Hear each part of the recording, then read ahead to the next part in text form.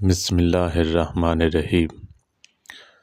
رسول کریم صلی اللہ علیہ وسلم نے ارشاد فرمایا، تم میں سے کوئی شخص اس وقت تک مومن نہیں ہو سکتا جب تک اس کی نظر میں اس کے باپ، اس کے بیٹے، اس کے تمام لوگوں سے زیادہ محبوب نہ بن جاؤں۔ حضور نبی کریم صلی اللہ علیہ وسلم کا ارشاد گرامی ہے، بے شک اللہ تعالیٰ نے زمین پر حرام کر دیا ہے کہ وہ انبیاء اکرام کے جسموں کو کھائے، تو اللہ کے نبی زندہ ہیں اور انہیں رزق دیا جاتا ہے۔ حضور رحمت صلی اللہ علیہ وسلم کا ارشاد پاک ہے، معراج کی رات میں موسیٰ علیہ السلام کی قبر کے پاس سے گزرا تو دیکھا وہ اپنی قبر مبارک میں نماز پڑھ رہے تھے۔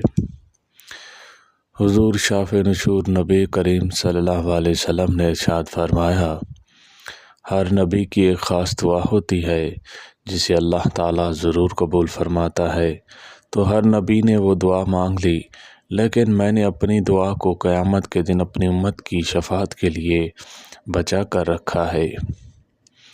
حضرت ابن عباس رضی اللہ تعالیٰ عنہما بیان کرتے ہیں، رسول اللہ صلی اللہ علیہ وسلم نے فرمایا، میں نے اپنے رب تبارک و تعالیٰ کو دیکھا ہے۔ اللہ تعالی ہم سب کو عمل کرنے کی توفیق عطا فرمائے۔ آخر دعوانا ان الحمد للہ رب العالمین۔